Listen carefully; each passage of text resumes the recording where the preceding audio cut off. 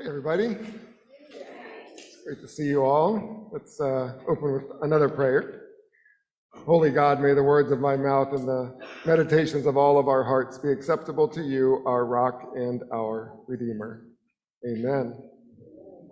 We've been in the Old Testament for quite a few months, and we'll go back to the Old Testament, but we just for today, for the particular theme that we have, we're going to do a New Testament passage. And what we have in this passage from Acts 6 is the story of the first division of labor within a church, within the church, the only church that existed at the time. And we learn a lot about the early church from this passage and previous passages in the book of Acts. We learn that there is massive growth happening, and maybe it's not exactly what they're saying it is. Maybe they're saying a little bit more. What's the word I'm trying to come up with? When something's more than it's, or less than it's what you're actually saying it is? Exaggerating.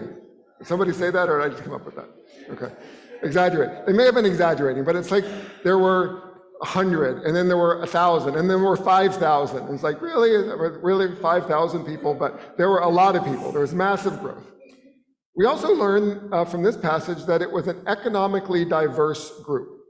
The group that's highlighted in this passage are the widows, and widows we know from the Old Testament were a category of people who were the most economically vulnerable in society, or among the most economically vulnerable, but they were a part of the church, and in that time particularly economically vulnerable. So that's really saying something, that a church can be economically diverse. You know, we're trying to be an anti-racist church. We're trying to be a church that takes away the impediments that a mostly white church places for people of color to feel welcome here. We're trying to do that work. But I think it's even harder work to be economically diverse, because we tend to draw the same sort of middle to upper class group of people. And they had succeeded in creating a community of people that was not just one class, but it was an economically diverse group of people.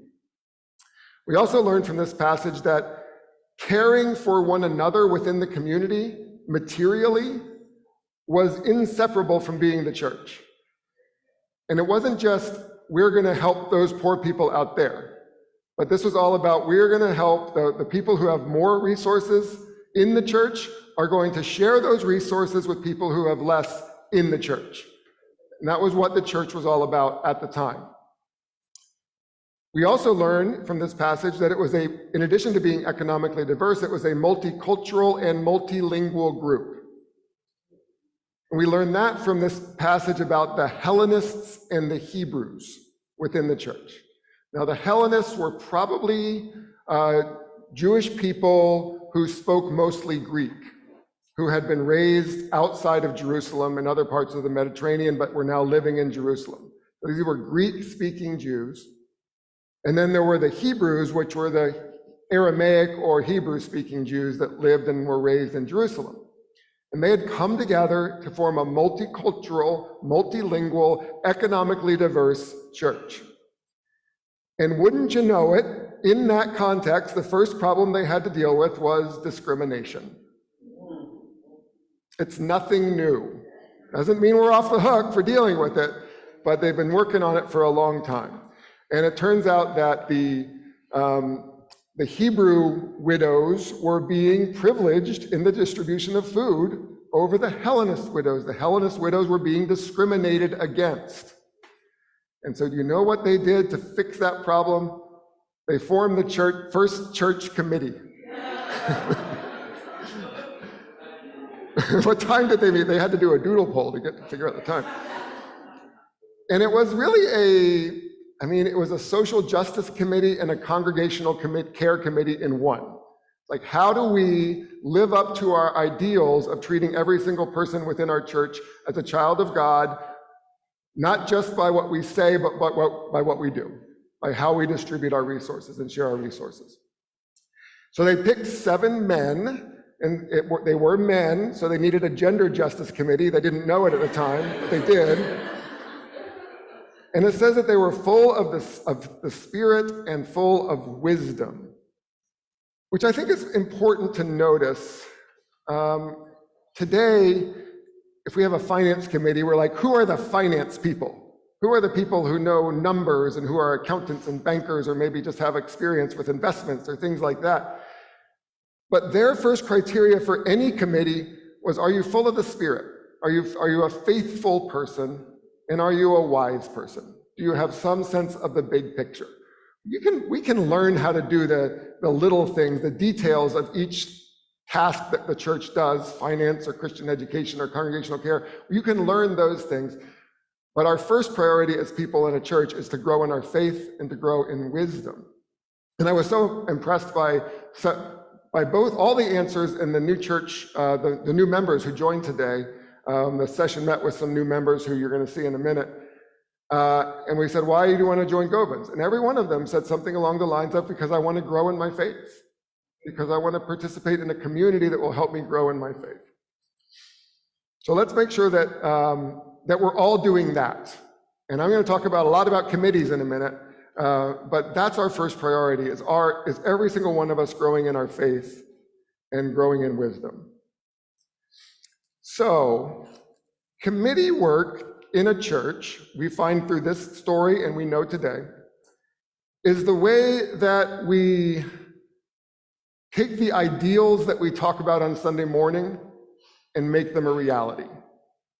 And that's not just going to happen without some intentionality and some work. And so the committees that we have help us to do that. How do we make our ideals a reality? And you do understand I'm going to be asking you to join committees in this sermon. That's where we're going here, okay?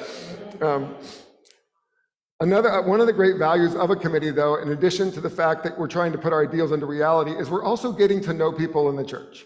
And it's really hard to get to know people in the church when you just come on Sunday morning and then you leave. You know, you can say hi, you can greet people, you can have a little chat, but as you work together on hard things within the church, you really start to get to know somebody, and building relationships is critical to what we do. And it's also a chance when you join a committee to grow in our faith, to remind ourselves why we are here. And again, back to what I just said, how are we taking our vision and our ideals of what the world should be like and what the church should be like and operationalizing that? How do we turn that into reality? You grow in your faith by doing that work. And we also grow in our faith in just things like prayer. And that's one of the things we're learning how to do and starting to do more at Govans, is each committee is opening and closing with prayer. And some of them are getting the hang of not asking me to do it, right? And so that's this huge step when I can be present as the pastor and know that the members of the committee are going to open with prayer and close with prayer. And they don't have to depend on me to do that. And that's a learning process for Govans, but we are getting there, and there are committees that are starting to do it. The hardest thing about committees is the other people on the committee, right? The people that you have to work with, people who have different personalities than you and maybe different values and ideas of how something should happen than you. And you might have to compromise and struggle a little bit with the folks on the committee. When you are part of a church committee, you got to bring your adult self to the committee. And I say that because I think a lot of times people who are in a church think it's going to be kind of utopic.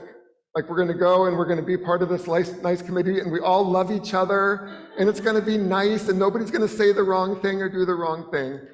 But the church is just a bunch of people. And we have faith and we have a vision and we are following Jesus Christ, and we are still just people who have our flaws and who have our personalities and who have our baggage. And you bring your adult self to a committee and learn, and you work with those people. Operationalizing the vision into reality involves working with people. It reminds me a little bit of Mark Twain saying, "I wouldn't want to belong to any club that would accept me as a member." Except there are some people who will not work on church committees because of the other people. And so they're saying, I wouldn't want to be a part of any club because of those other people in the club. And Mark Twain's got us a beat on that. Mark Twain has a better idea. He's at least being humble enough to say, I know what I'm bringing to the party, and I bet everybody else is bringing the same things. Now, having said that, I'm supposed to be selling you on committees, right? it's not just anything goes when it comes to church committees. And one of the things we're really working on at Govans is how to create healthy, functioning groups. Groups that have values and principles that we all agree to and follow as we work together. And I'm going to talk you through 4 faith-based principles of safety that we're starting to envision here at Govans.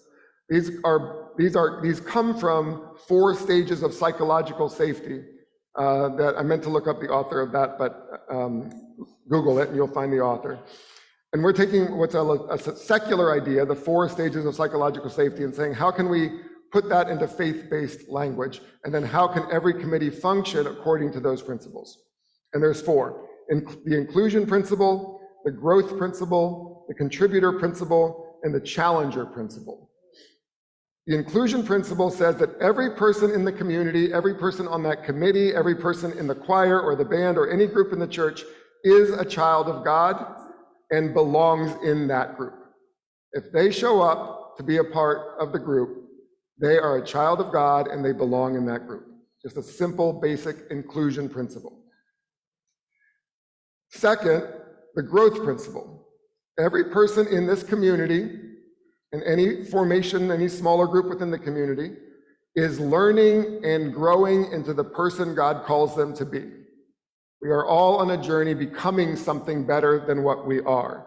And it's okay to ask questions.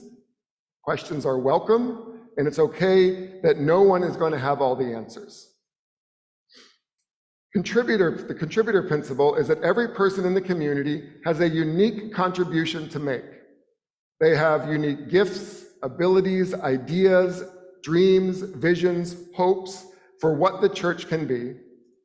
And every person there has the capacity to make the church better by what they bring to the table. Every person can make a difference. And then the challenger principle is that every person is encouraged to challenge the status quo. So we can seek as a community to minimize the harm that we do. And I say that very specifically that way. We're not going to be perfect, but how can we minimize the harm that we do amongst ourselves and others? And we need people who are going to be new and have fresh perspectives and come in and challenge the group. And like Missy was saying, to have everybody not put their head down when that happens. Like, oh my gosh, what is that person saying? This isn't how we ever do things around here. I'm like, don't look up, don't look up.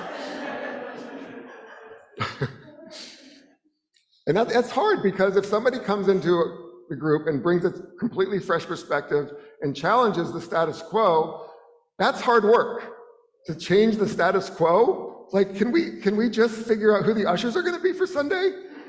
No, we have to rethink how we do church, because somebody has a different idea that they bring to the table, and that's hard work. I still can't figure out if I'm selling you on committees or not.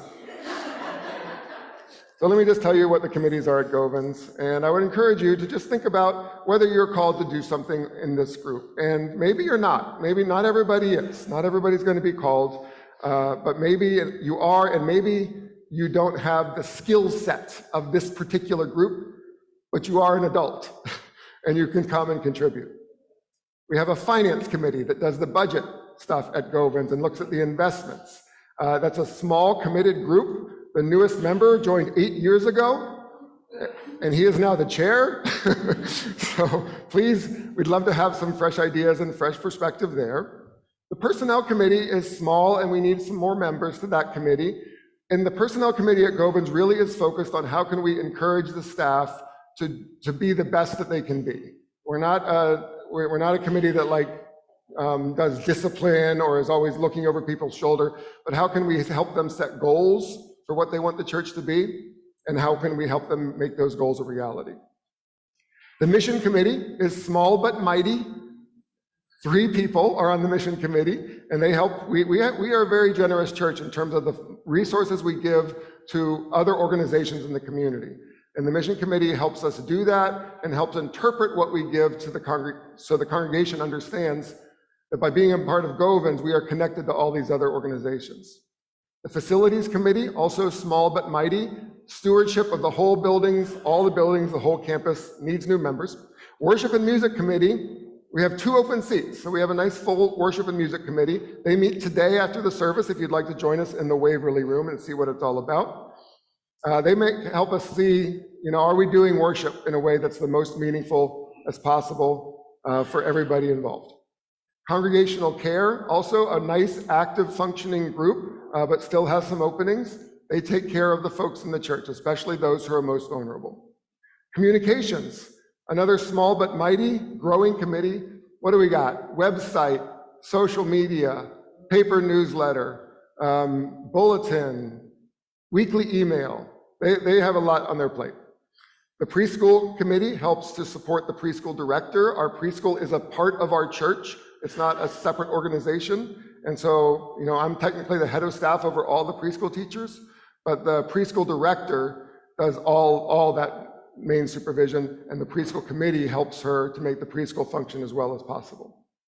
The Earth Care Committee is currently reinventing itself. We have this great new vision of a Govans community farm, and those 2 things got kind of globbed together, and now we're trying to figure out what's the farm and what's the Earth Care Committee, but we'd love to have some leadership and help there. The Christian Education Committee has adults and children and youth, and the adults basically have 1 or 2 leaders. Patrina Parsons is currently the leader. She's helping out while Ben Hobbs is away, and maybe you will be co-leaders when he comes back. And regarding the children, we don't have a Christian Education Committee at all. It doesn't exist. We've had an associate pastor for Christian education, and now we have an interim coordinator for Christian education, and we don't have a Christian Education Committee. If you are interested in youth and children and helping nurture young people in their faith, I bet Missy would love your help and your support. I bet she would. I bet she's like out here alone right now, just me and her trying to figure out what's going on. So Christian Ed, the Racial Justice Committee is one of our biggest and most active committees, but they have openings, and you can always be on one of their subcommittees: Education and Outreach, Truth and Reconciliation, and Policy. Did I miss any? Okay. So that's the pitch today. Consider serving on a committee of the church. We've done financial giving. 2 weeks ago, we did What Do You Love About Govans last week.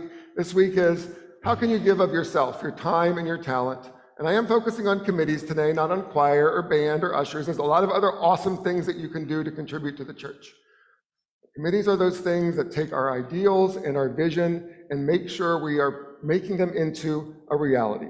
Because life in the community takes intentional work, but it also leads to growth in your faith. Amen.